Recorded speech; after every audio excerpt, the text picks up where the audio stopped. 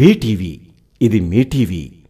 పెద్ద పెద్ద నాయకులందరినీ దేశం కోసం పనిచేసిన నాయకులు, కులాలకి మతాలకి ప్రాంతాలకి అతీతంగా పనిచేసిన నాయకులు లాంటి మన అంబేద్కర్ లాంటి మహనీయుడిని కేవలం ఒక కులానికే ఒక వర్గానికే పరిమితం చేయడం నాకు చాలా బాధ కలిగిస్తుంది.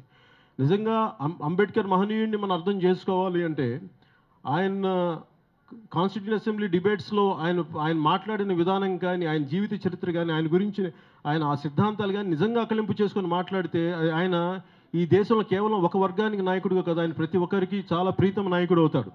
అది మనందరం అర్థం చేసుకోవాలి. దయచేసి దీన్ని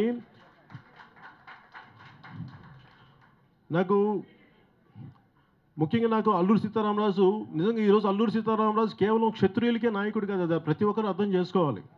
అల్లూరి సీతారామరాజు ప్రతి గిరిజనులతో కలిసి పోరాడిన వ్యక్తి, అది హైలైట్ చేయగలగాలి ప్రతి ఒక్కళ్ళు. అంతేగాని అది దళిత వర్గాలు కూడా, ఎస్సీ వర్గాలు కూడా అర్థం చేసుకోవాల్సింది. ఇప్పుడు కాంటెంపరీ కొద్దిమంది ఏదో ఒక కులానికి కొద్దిమంది ప్రతి కులంలో ఎక్స్ట్రీమిస్టులు ఉంటారు, కేవలం వాళ్ళ కులం గొప్పదనుకునే వ్యక్తులు ఉంటారు. అలా కాకుండా ఒక సమగ్రంగా ఆలోచించగలిగే, సమాజాన్ని పరిస్థితుల్ని చక్కదిద్దగలిగే నాయకులు మేధావులు ఉన్నప్పుడు వాళ్ళు విడమరిచి చెప్పగలగాలి. అంటే ప్రతి కులంలో చాలా గొప్ప వ్యక్తులు ఉంటారు, అంతేగాని చాలా ఒక్కోసారి తక్కువ దిగజారుడు ఆలోచన విధానంతో కూడా ఉంటారు. అంటే మొన్న ఈ మధ్యన నేను ఏదైనా ఒక మాట మాట్లాడాలి అంటే, మన భీమవరంలో కూడా లాస్ట్ 1 or 2 years బ్యాక్ నా కటౌట్ లేదు చించారని చెప్పి దాని మీద కూడా పెద్ద గొడవ జరిగింది. నేను దానికి కూడా ఎందుకు స్పందించలేదంటే, నేను వెళ్తే దాన్ని ఒక కుల గొడవగా చేసేయడానికి సిద్ధపడేయడానికి చాలామంది ఉంటారు రెడీగా.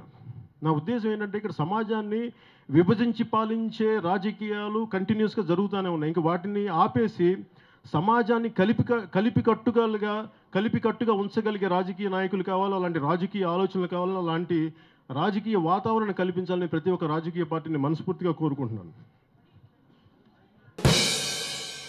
మీకు గనక ఈ వీడియో నచ్చినట్లయితే మన ఫ్రెండ్స్ అందరికీ షేర్ చేయండి. మీ బీటీవీని సబ్స్క్రైబ్ చేయండి ప్లీజ్. బీటీవీ ఇది మీ టీవీ.